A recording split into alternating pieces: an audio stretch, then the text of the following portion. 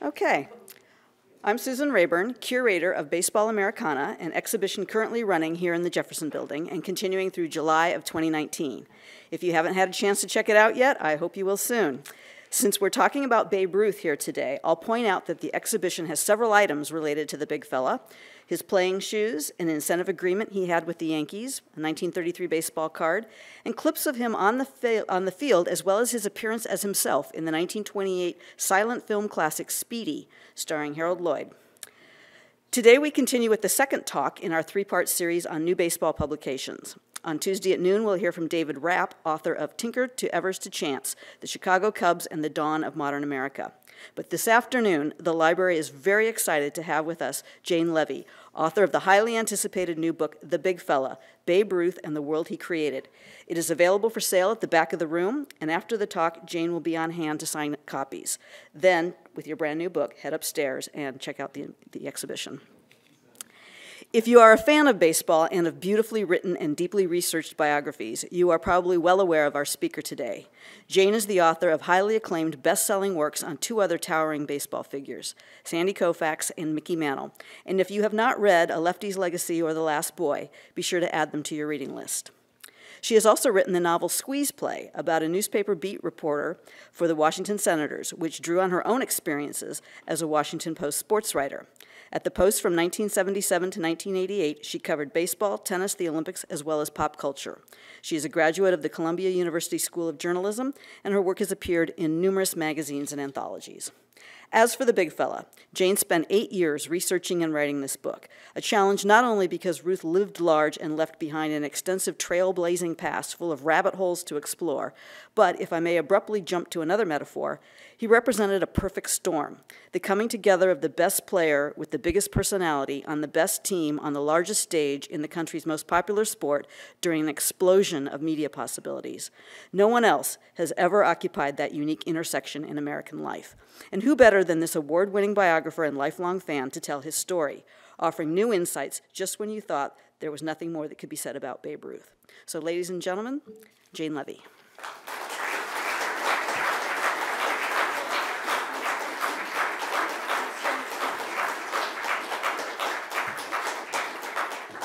I'm going to steal what she just said because it's better than I did. Wow. And I'm also taking off my shoes. That's the next thing that has to happen here. Oh, much better. So, hi, everybody. Thanks for coming. She's taken a little bit out of my speech. Hey, where's the clicker for moving the pictures, guys? Anybody know? There. I was going to say some of that stuff, but what you don't know about me is this. I now hold a major league record, which is for spending most consecutive nights alone with Babe Ruth. More, certainly, than either of his wives, because he could leave them, and he couldn't get away from me. And it took 8 years of intimate conversation between us for me to figure out how, in God's name, to tell not just a new story about him, but to tell it in a new way. When I started out, I had this image that's up on the screen in mind from the very, very beginning. It was taken by a very famous fashion and celebrity photographer in 1922 at the Polo Grounds. And what enticed me about it, aside from the fact that, by the way, the publisher got permission to flip it, he actually was sitting the other way, but they flipped it because the big box store said if you have his face on the right, our sticker's going to go right in the middle of his forehead. So they flipped the picture, which I'm stunned the estate of Nicholas Murray agreed to. Nicholas Murray was a Hungarian photographer and fencer who would ultimately die in a fencing match. But he was known for taking pictures of people like Marlene Dietrich and F. Scott Fitzgerald and Claude Monet and Frida Kahlo, with whom he began a 10-year affair after taking her picture. So this was not the ordinary guy Babe Ruth was used to being shot by. This was a guy who wasn't just looking for the perfect mechanics of his swing or his uplifted chin as he headed down the first baseline. This was a guy who was looking for him. And I think it took me a while to realize it, but the reason that the picture means so much to me is that it posed an essential question. What is he trying to hide? Look at how he's holding himself in. Now, that hunch was characteristic of him, and it became more so as he got fatter and the belly went down. But even by then, and he's relatively young there, look at how much he's protecting himself. And look at the size of his hand, which, frankly, I had to argue very forcibly with the publisher to show that much of. They wanted to obscure the whole thing, and I said, you cannot have a picture of the big fella with the big fella and not show the size of that hand. So that posed the question from the very beginning. What's he trying to hide? I spent a whole year, reading everything that had been written about him between hardcovers and softcovers, and a lot of the newspaper stuff too, because I knew that the first question was going to be, wherever I went, why in God's name another biography of Babe Ruth? And I was going to have to find something new to say, and if there wasn't anything new to say, I wasn't going to do it. So I read everything there was about him, and what I discovered was that there's no boy, there's no little George, the name his parents gave him, in any of those biographies. He's a cipher. He doesn't exist. Now, I've been saying this line, but now it's really a pleasure to say it here. If you tried to write a biography of Winston Churchill, or God forbid, Donald Trump, and left out his childhood, you'd be laughed out of this institution. You could not write what would pass for biography without somebody's childhood and the formative years that created, in this case, the big fella. But in sports biography, which is sort of a weird subgenre, what passed for biography was really stories about somebody's career. It was the life of a career, and an athlete, not really the life of a person. So I knew that if I was going to figure out who the big fella was and how he became that person, I was going to have to find that little boy. So, hoping this works. There he is. And what it says on there in his handwriting, because he autographed it to somebody named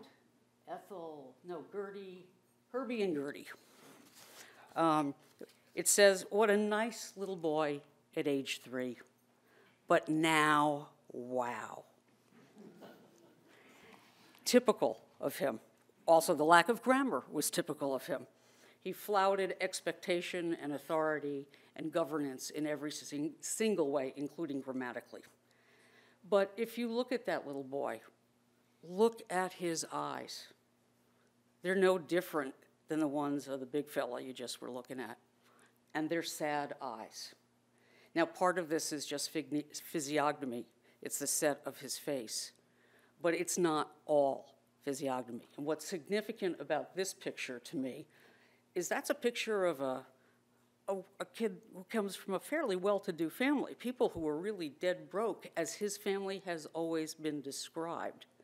Don't get posed like this at age 3 in a frilly collar. So this, too, was a clue to me that something about the childhood, the skimpy biography of his childhood, was way off. So there he is, and I'm walking up and down in Baltimore, the street that he took when he was sent to St. Mary's Industrial School in Baltimore when he was just 3 years older than this. That's part of the biography that everybody knows, that he was sent off to what is often called an orphanage, and that's why people thought he was an orphan. He wasn't. Or sometimes they said he was an incorrigible. That was a legal term of art, meaning that the court sent him. So he was a bad kid, a wanton kid, a reckless, ungovernable kid hanging out in the foggy areas around the Baltimore Harbor. That wasn't him either. And I figured if I'm going to find out what it felt like to be 6 7 years old, and dispatched to this reform school. When you do have two parents, I'm going to want to know, I'm going to be able to reproduce exactly what he saw as life as he knew it disappeared. So I took pictures from the B&O Railroad, which has a great collection because their whole installation was near that area. I took a 1902 insurance Sanborn insurance map. I took the cards, the index cards that had been collected by the Enoch Pratt Library in Baltimore that describe what was at every intersection in Baltimore in 1902. And I walked up and down West Lombard Street, where, according to Westbrook Pegler, his first ghost-written autobiographer, where he allegedly took, with his daddy, the number 9 streetcar when his parents, hard-working, broke parents, reluctantly, tearfully sent him off to live with the Zavarian brothers who ran St. Mary's. So I'm taking pictures, and I've got this whole thing, and I go out Wilkins Avenue, and I'm getting out, and I'm walking in places that my kids don't want me to walk because it's not such a good area anymore.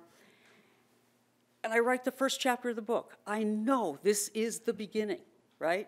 It's a formative experience, being sent off. The trip from home to the home is the thing that created him. And then one day, Deus Ex Machina, in August 2017, long after that chapter was written, up on my screen pops, for no apparent reason, a story about a Baltimore street cop named Harry C. Birmingham. Somebody can look him up for me. I can't remember if he was patrolman 468 or 469. But he worked out of the Western District in Baltimore. And his area was the bars along Camden Street, where George Herman Ruth Sr. ran a bar at the corner of West Camden and South Paco, just a block away from the train station that was the site of commerce and tumult and noise and industry in Baltimore. And I'm reading this story, this nice-looking guy in his big tall hat and his brilliantine mustache, and he looks great, and he says, you know, it was my pleasure to take George Herman Ruth Jr. out to St. Mary's for his father. I didn't think a young boy should be raised above a bar. Harry C. was a teetotaler. He thought this was not a great place for Babe Ruth to be. And so he volunteered, because George Herman Ruth Sr. was an old friend of his, to take the boy away and take him to St. Mary's. Well, there goes the tearful journey with Daddy, right? And what's more, he says, he was a mischievous kid, sure, but no more so than any other boy. And he certainly never gave us, meaning the police, any trouble. There goes the bad kid. So all the pillars on which the biography, the accepted wisdom about Babe Ruth was built, disappeared, just crumbled. So that meant I had to start over. And I had to start doing a whole lot more research, because now I knew that something had gone on in that house and in that childhood that I had to get to the bottom of.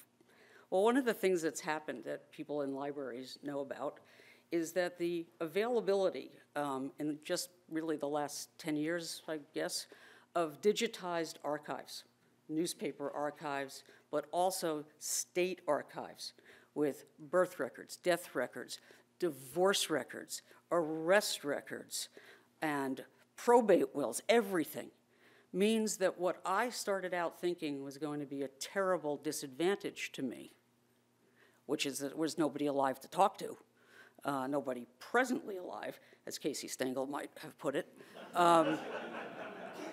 was not the disadvantage that I had feared, because what I had access to, that Robert Kramer, Marshall Smelser, Robert Smith, Cal Wagenheim, Tom Meany, and last but not least, Lee Montville, sorry, couldn't get access to, was the following. Babe Ruth's parents were divorced. Babe Ruth's father, George Sr., found his wife, and this is a direct quote from the deposition of the divorce. He found his wife with his bartender, also named George, on the, quote, dinging room floor. And he accused his wife, and she admitted to trading sexual favors for booze. Kate Ruth apparently had an alcohol problem. George Ruth filed for divorce immediately, 2 days, month after. It was advertised in the Baltimore Sun. I am no longer responsible for Katie Ruth's debts, period. When the divorce was finalized on May 6, 1906, it was published in the Baltimore Sun, the Baltimore American. Now, what that tells you is George Ruth Sr. was a pretty prominent guy. He wasn't this, slug of a poor bartender. He was important enough to have his divorce be on the page of the newspaper. So suddenly, it's like, I remember when we had those kaleidoscopes in childhood. We're all old here. So, those cardboard things with the pieces of glass that would just sort of tumble and fall into place. That's what that moment was like. It was, oh my God, he suddenly makes sense. Also in those records were the birth and death records of his siblings. Now, his sister Mamie, who was the only one who survived to adulthood, always said that Kate Ruth gave birth to 8 kids. I could not find the set of twin boys she said were born, but I could find the 6 other kids. Of those 6 kids, 4 died, 2 of starvation. And little George Ruth, that kid, watched his brothers and sisters die, one by one by one. And despite watching them die, he was still sent away. So what are you going to think? You're 7 years old. Not 8, as his mother told him, because she got his birth date wrong. You're going to think, what did I do to deserve this? You got 2 children left, and you still don't want me? So off he goes to St. Mary's, where he is raised in dormitories with hundreds of boys, 130 boys on one floor of a dormitory that was made for 90. They slept in wrought iron cots, head to toe, with just enough room between the rows, which kind of looked like pinstripes, frankly, for a bentwood chair and to get down on your hands and knees and pray. There's not room for a single personal item. There's no deviation in any of the beds. They look exactly the same.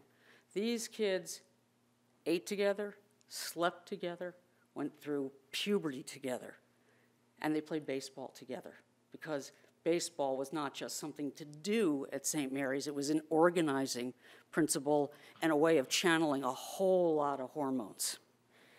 And so what Babe Ruth knew and what he was comfortable with was being with crowds of boys and men. This is in Syracuse in 1925. Look at them draped around his neck and his shoulders like one of his wives', fur boas. There's 5,000 boys that tried to get into a single frame. There's also one little girl there. I don't know if you can see her over in the corner on somebody's shoulders. She just looks just like I did. I had the same horrible haircut. But they can't get close enough to him, and he doesn't care. Not only does he not care that they're draped all over him. Try that with Bryce Harper today, or Aaron Judge, or there's not a hint of claustrophobia in that smile. He chafed at every constraint, his daughter Julia tells me, including having his feet tucked in under the covers, but not at this.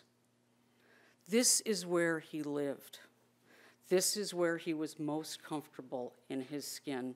And this is why he was the perfect person to be America's first modern celebrity, the focus of that kind of mass adulation. Being public is what he knew.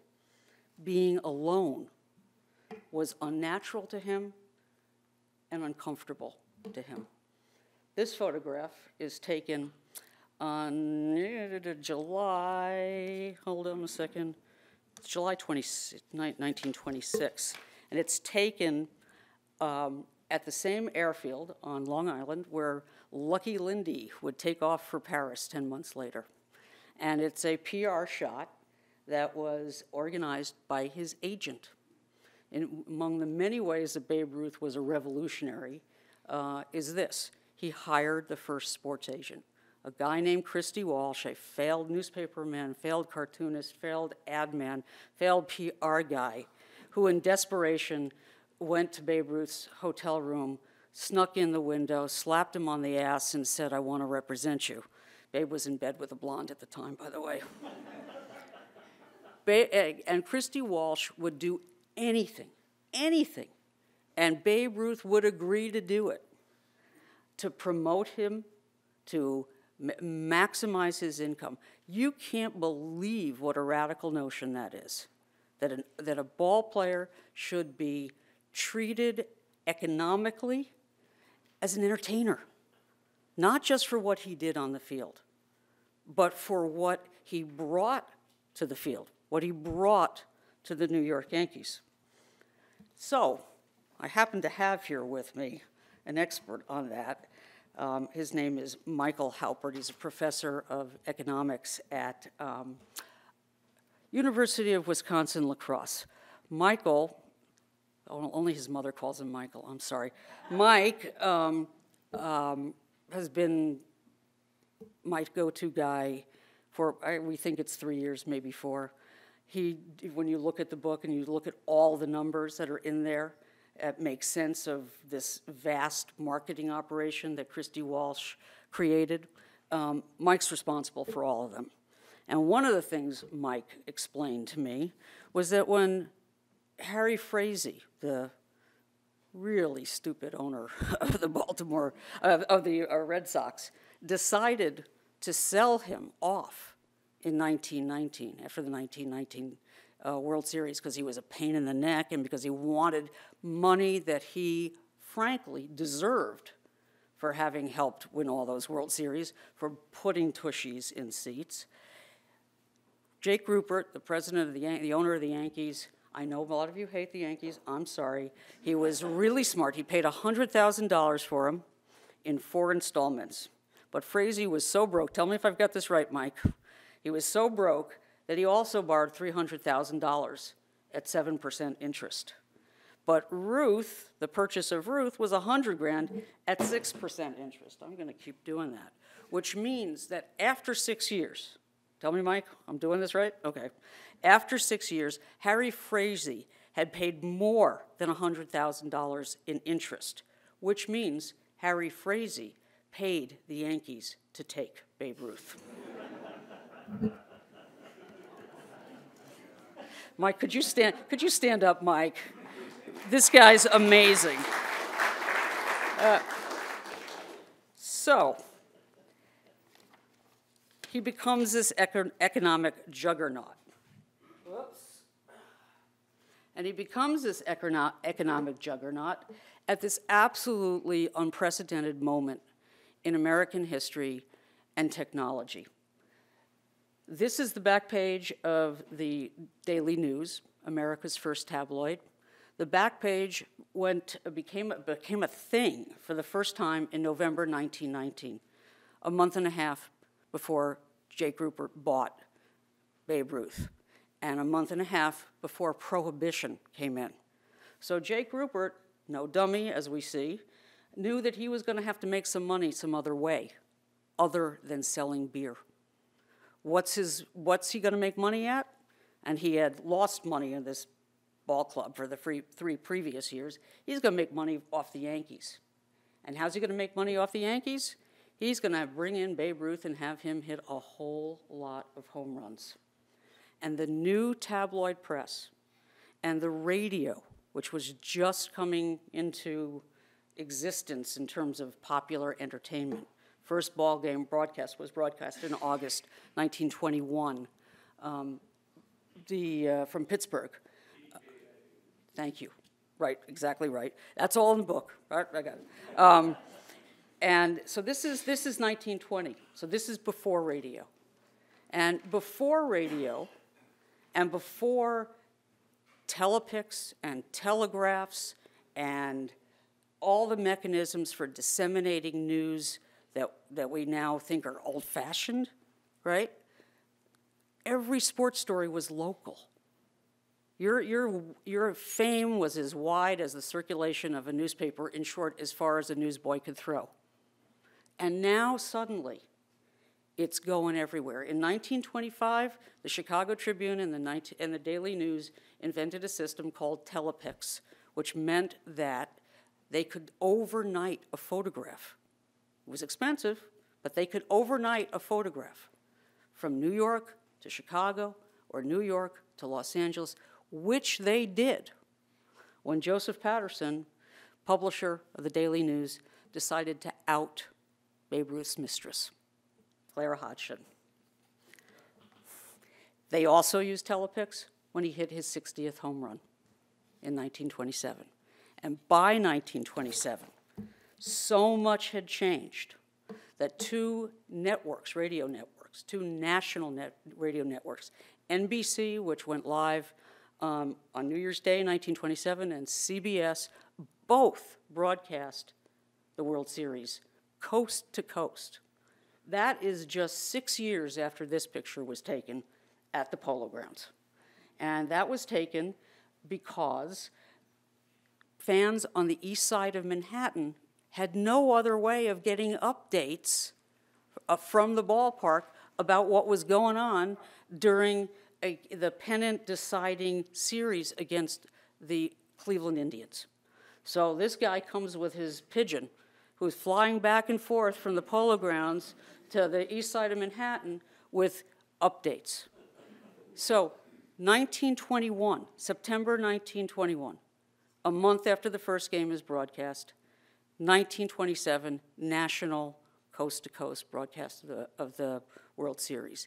It is impossible for us, except maybe if we remember pre- and post-computer, to understand how fast the world was changing and how big that was going to make Babe Ruth.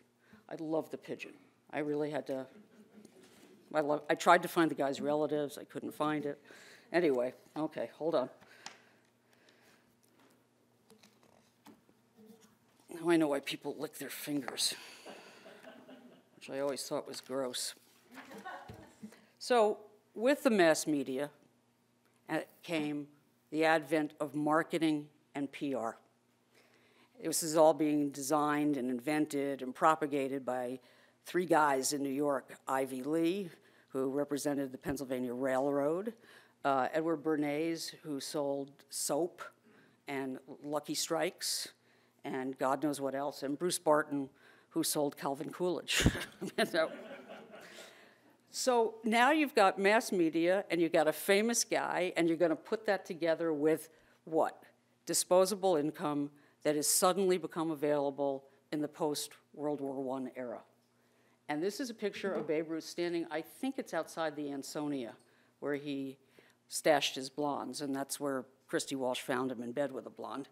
And he's reading an endorsement, or the instruction book, from Walsh's first client, a racing guy, car guy named Ray McNamara. So what you have here in this fabulous picture, what a great car, you know, is synergy, branding, product placement. It's all starting there. And Christy Walsh, who was really the original Jerry Maguire and a visionary, is putting Babe Ruth together with his other client. One's going to help this, one's going to help that, you know, synergy. Synergy, actually, in those days, was a medical term, but it's been hijacked since. And with all these broadcasts and with the newspapers came mass adulation. One of his granddaughters said to me, everyone wanted to claim a piece of the Babe. I told a radio station this morning in Alabama about this picture. I'm not sure they were so thrilled with my disquisition on this. This was taken in a bandbox in Alabama as the Yankees made their way north. They always barnstormed north. And one of the ways that Babe Ruth made money was that he was paid to appear in every exhibition game. It's been written that actually he would be fined if he didn't, but that's wrong. They did it the other way. It was the carrot, not the stick. And Mike, do you remember how much he got? You got it on the year. Okay, this is 25, I think. He probably got about $1,500 for ringing the exhibition games then. Yeah. Not chump change then, you know? So these folks are, you know, consigned to the part of the ballpark, as there was in every ballpark in America, that was open to African Americans. But look at them reaching for him.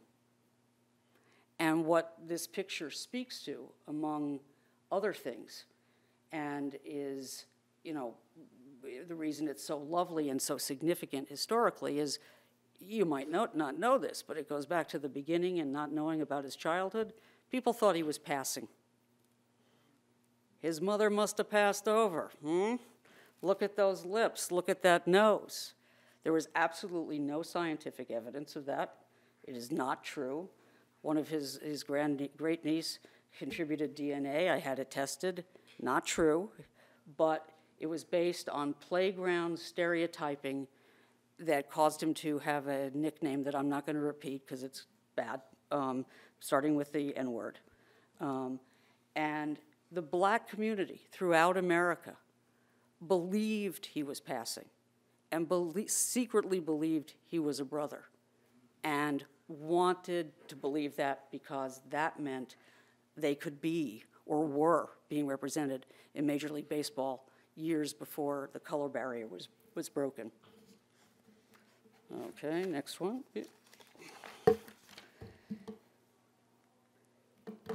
This is Babe Ruth with his first wife, Helen, and their adopted daughter, Dorothy, taken at his farm in Sudbury, Massachusetts.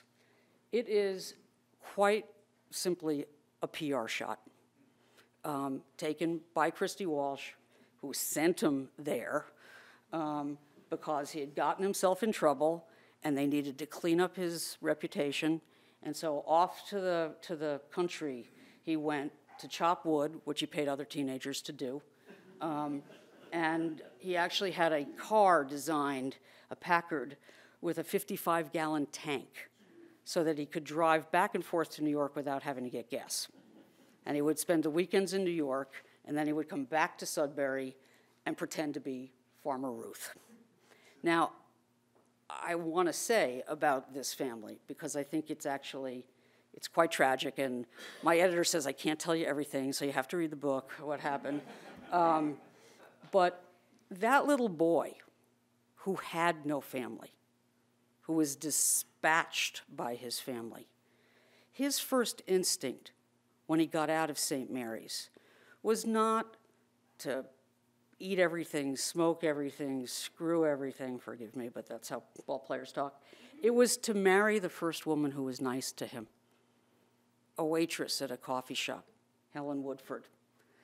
And in that, I find that incredibly touching, because what's he trying to do?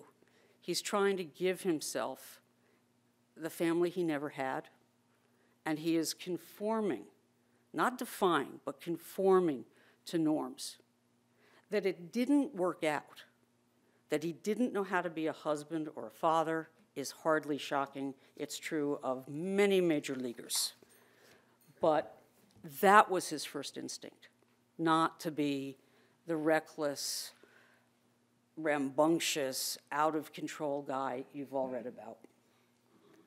That said, he treated his first wife terribly, and he didn't do very well by his daughter Dorothy, who's the little one between him and his second wife Claire, who he began a relationship with in the month after Yankee Stadium opened, and he would create a new life with. They would adopt each other's children. Julia, who's on his right, is that right, his right, is still alive. She's 102 years old. And when I first met her, she's the one who gave me the first clue that there was something missing in the arc of his life. She was the one who said, "Oh, by the way, did you know that Kate and George were separated?" And I went, "Oh, no."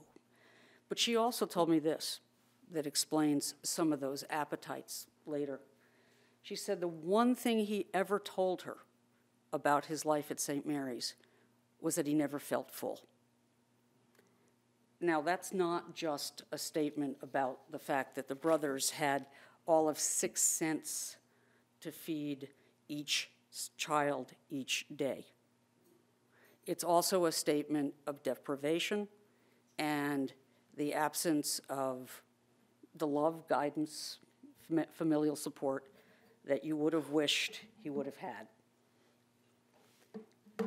This is Babe Ruth, probably at his happiest.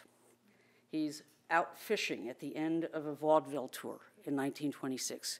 Where he was happiest was with the guys, doing guy things. And there was, everywhere he went, there were guys who were happy to buy him booze, to get him broads, to take him fishing, to take him hunting, whatever he wanted, it was there for him. And this is taken off Coronado Beach. The two guys on the left are fishing reporters who both wrote stories about it.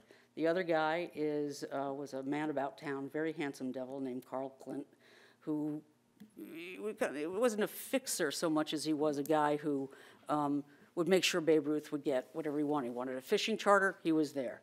He wanted a bathtub full of gin, he was there. And they stayed friends for quite some time. At the end of that barnstorming tour, this picture was taken and sent back to New York to show Jake Rupert and Miller Huggins, manager of the Yankees, that yes, he was taking care of himself. He was resting up. Now, if you look really closely, I think he's playing possum, as my mother would have said.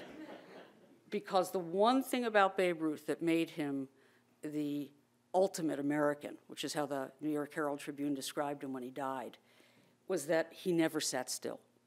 He was restless, and he had the energy of the country as it was expanding before the crash.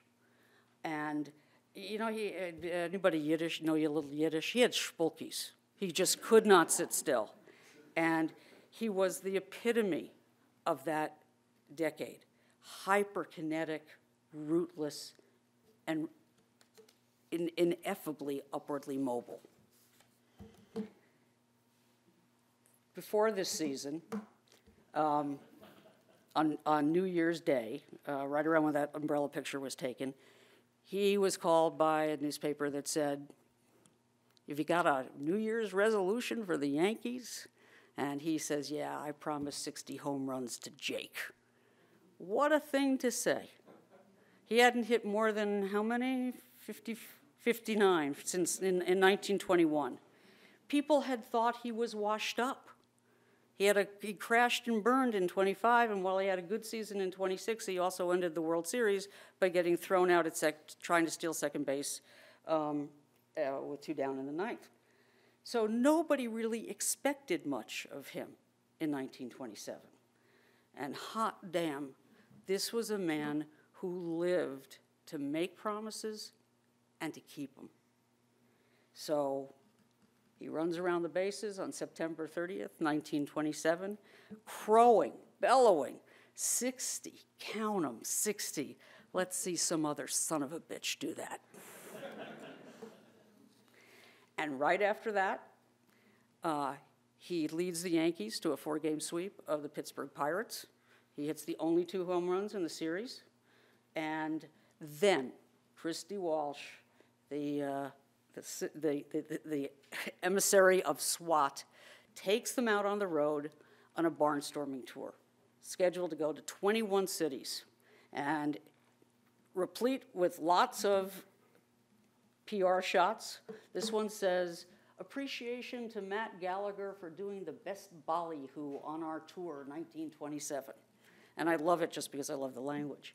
But Walsh, who was as straight a dude as he looks like in his suit there, I think he was born in a three-piece suit, was only 4 years older than Babe Ruth. But he became his governor. He became a father figure. By this point, he had tricked Babe Ruth into saving the money that he otherwise would have spent. All the money that he earned on the barnstorming tours and the vaudeville tours and the products and the appearances, Christy Walsh tricked him into saving. On his 33rd birthday, which would have been February 1927, he said, you know, babe, it'd be a really good trick if we got all these bankers together and you announce that you're going to fine yourself $1,000 per year for all your bad deeds and say you've reformed, and you're going to put it in a trust fund, right? So Babe says, yeah, that's cool. You know, I'll do it. Babe would do anything. And he signs the check, and as soon as the cameramen go away, he says, okay, I'll take my money back. And Christy Walsh says, it's an irrevocable trust. And that irrevocable trust, which Mike analyzed to a penny to explain how, and this is all in the book, how it is that Babe Ruth did not go broke. In 1927, this year, the year this picture is taken, Babe Ruth is on the first year of a 3-year, $70,000 contract with the New York Yankees. He also makes $73,000 in outside income. If you put that together, according to my friend Mike, in 2016 dollars, that's $36 million. That's how much he was making. That's how rich he was compared to the average American. And Christy Walsh, by virtue of tricking him, got him to save what otherwise clearly would have been dissipated because he was dead broke in 1925. Okay, let's see. Now, when I say he would do anything, I'm not kidding. He was the ultimate gamer. This was a guy who needed to please and got joy out of doing so. So this is a photograph taken at the AMCO plant, the American Milling Company plant, on the barnstorming tour of 1927 in Omaha. And this is where we get really modern, because they suddenly said, oh, this chicken is the champion chicken egg-producing layer of 1927. She's laid 166 eggs straight. Let's change her name from Lady Norfolk to Babe Ruth, the Babe Ruth of layers. And let's bring Babe Ruth to the hen house. And let's have Babe Ruth cradle the other babe. And let's put little stories in every newspaper in America, it was on the wire service, 2 babes. That's the picture that went out. And it wasn't just that he was willing to do it. He's obviously having a really good time.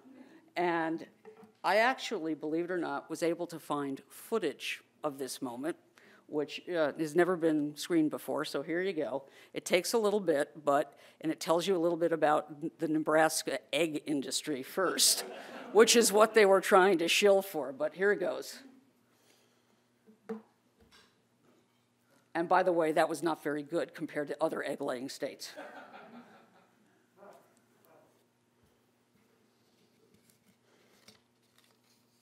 Two champions.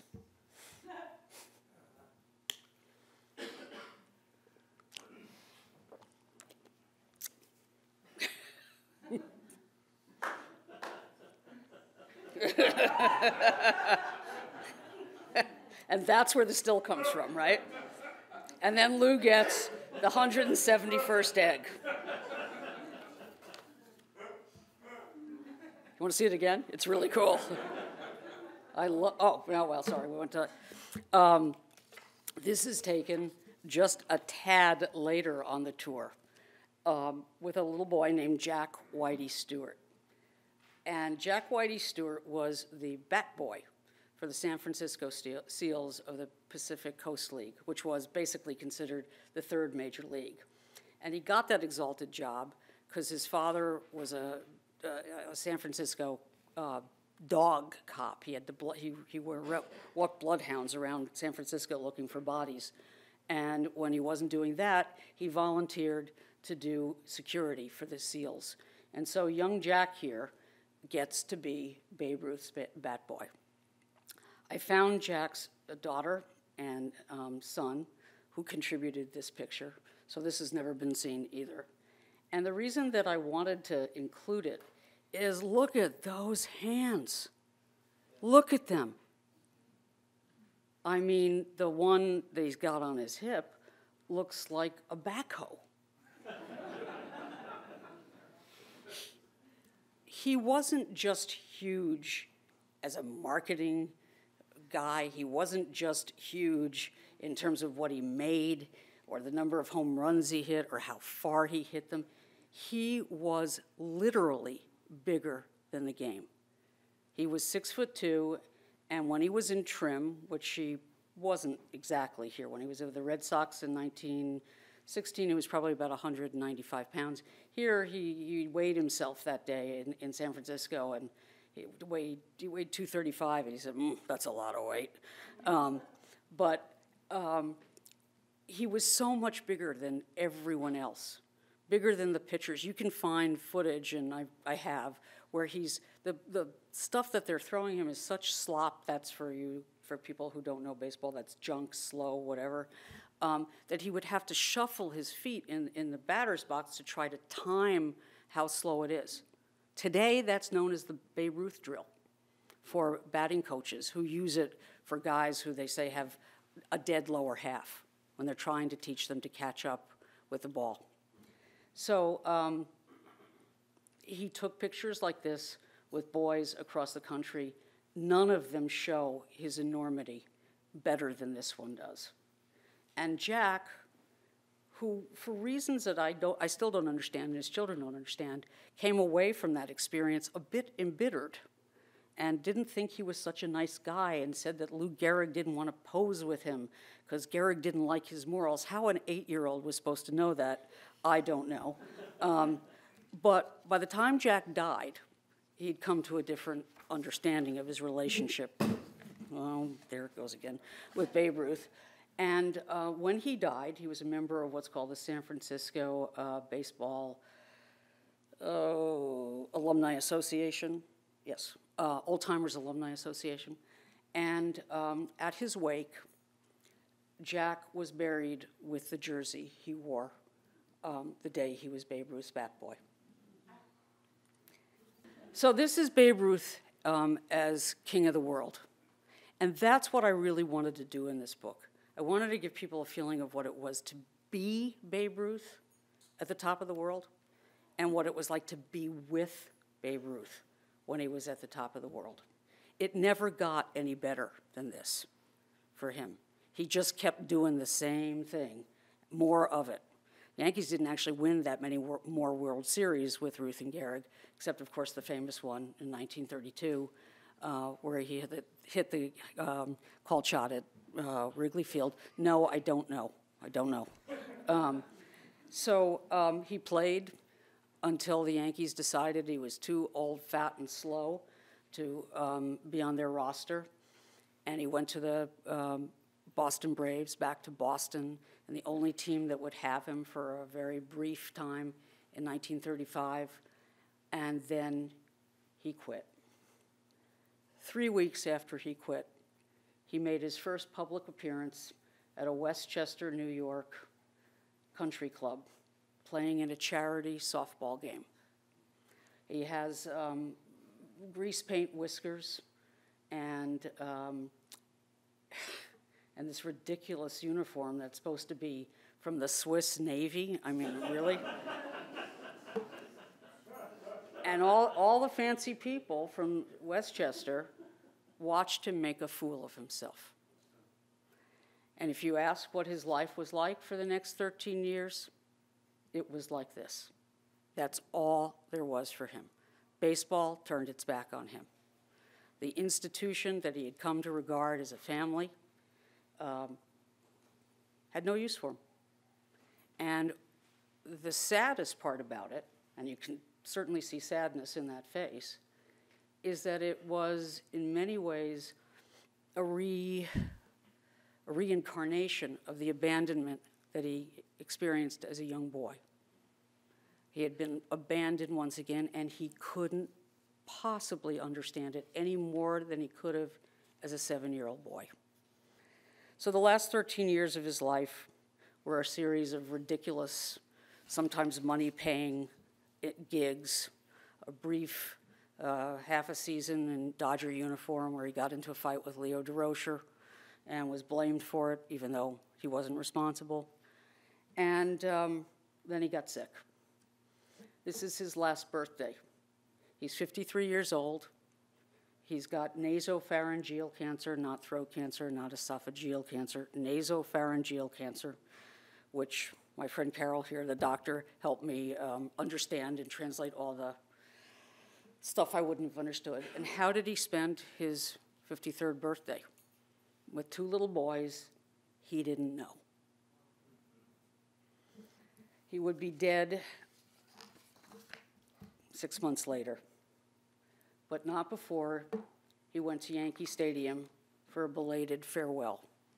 This is not Babe Ruth Day. Babe Ruth Day was the year before, and the Yankees declined at that point, or forgot, if you want to be generous, to retire number 3.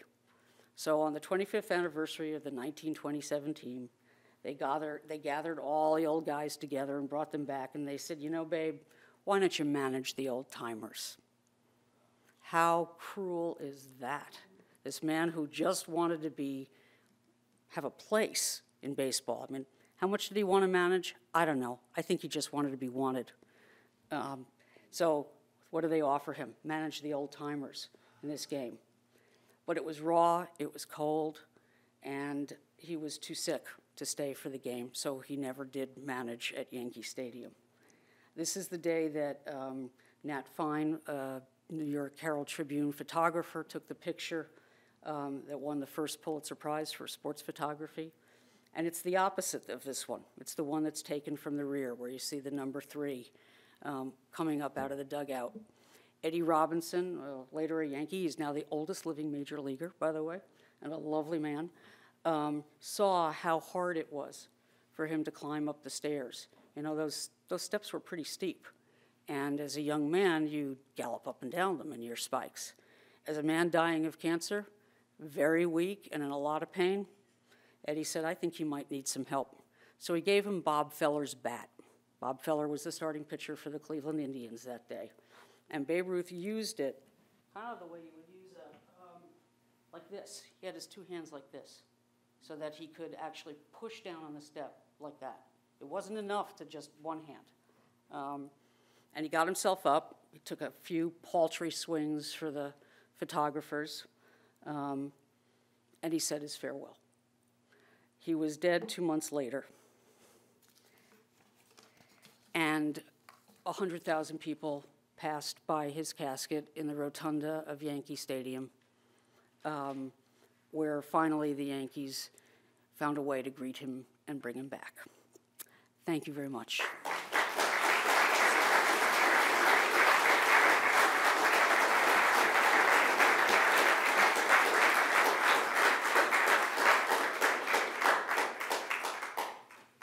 Questions? I went long. Yes, sir.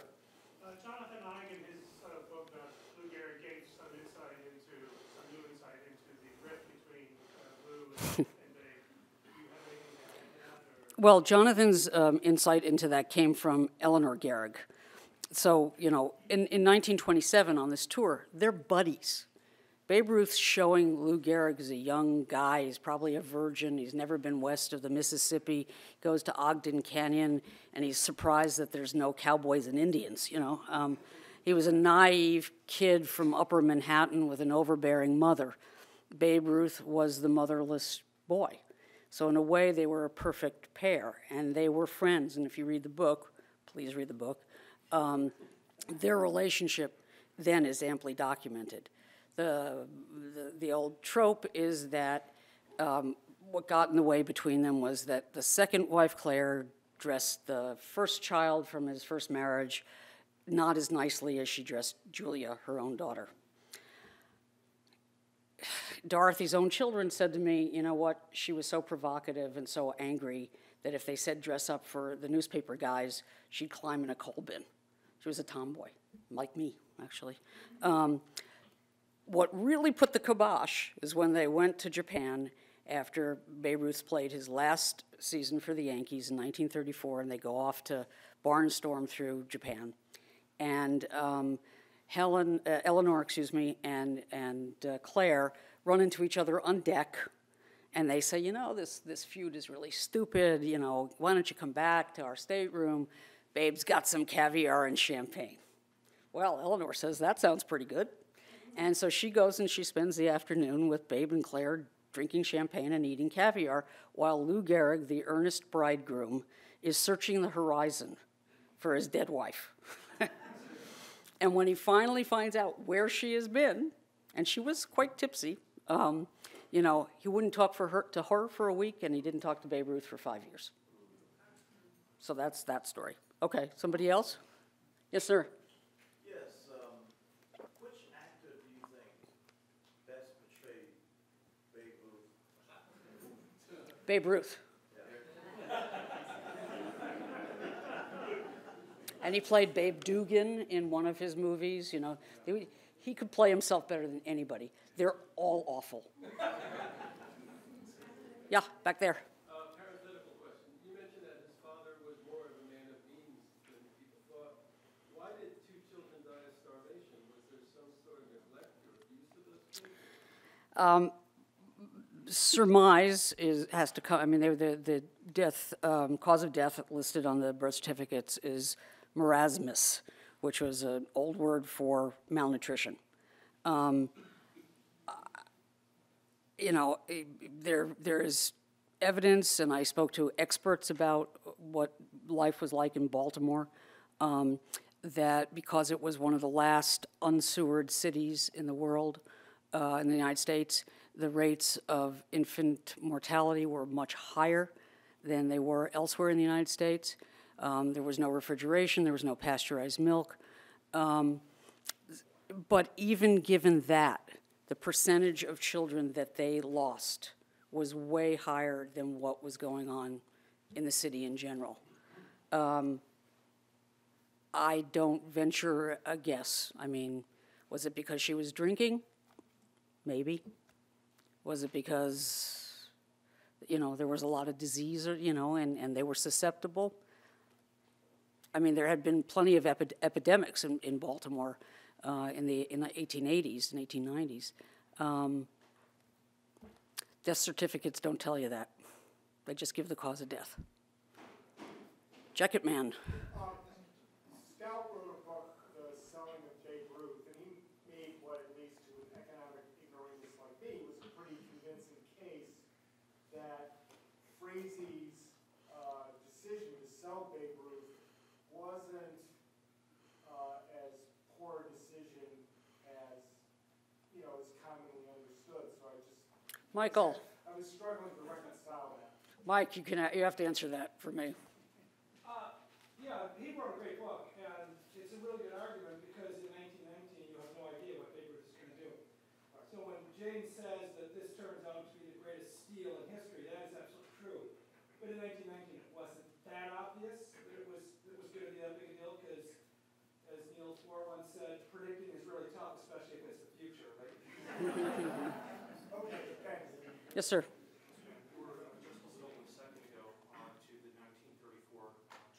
Post-season, traveling over to Japan. Can you comment a little bit? We're hearing, of course, how important an ambassador of the game that it was in the United States, but also what that was in terms of, let's say, bringing the game globally to Japan and beyond. Well, the French really hated him, and he didn't like them back much either. He went back through France. certainly he is given fairly a lot of credit for the development of Japanese baseball. But at the same time, one of the guys who was responsible, the newspaper guys who was responsible for bringing him, was stabbed to death by a nationalist shortly after Babe Ruth left Japan. So the seeds of what would take over the world, 6 years later, were already present. In fact, the Japanese, apparently, the samurais said, well, they had this "to hell with Babe Ruth" cheer, and the kamikaze pilots would go to their deaths, to hell with Babe Ruth. So the New Yorker sent a guy to his apartment on Riverside Drive to ask Babe how he felt about that in 1944. And Babe Ruth said, with his aplomb, "Sounds like the itty-bitty ones."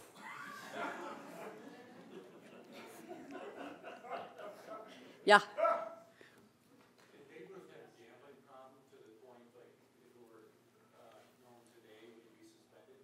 If he had one, how serious was it?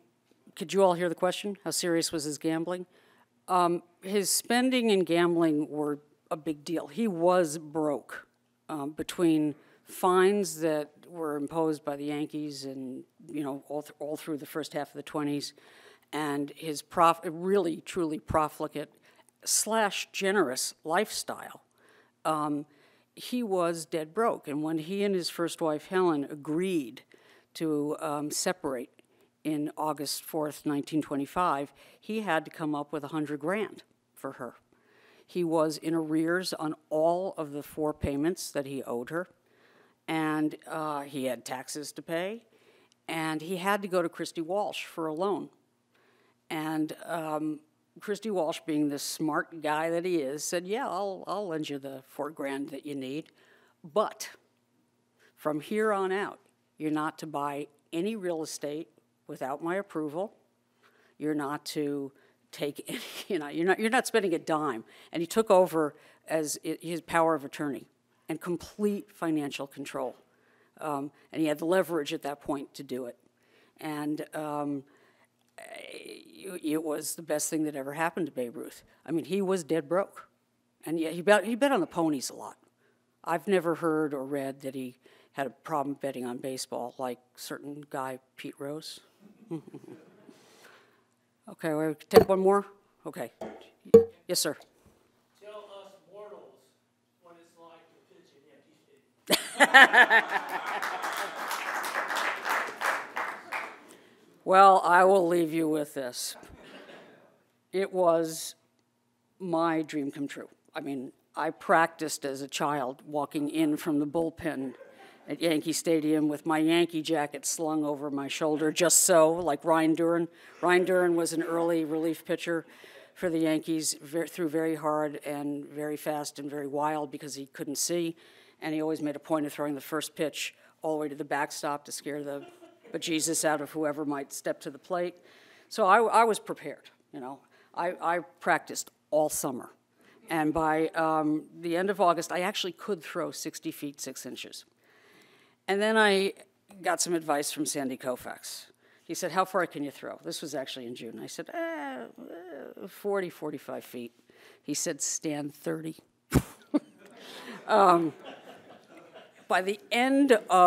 Just before I went there, my arm went dead. I got a dead arm. So I call up Koufax and I say, "Sandy, I got a dead arm." He says, "Dead arm. There's a very good Shiraz named Dead Arm. Get a good year, it's a really big wine."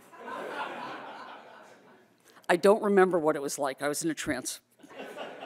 If you go to the videotape, it looks like I bounced it, but as my daughter said, "Mom, you threw a curve." Thank you.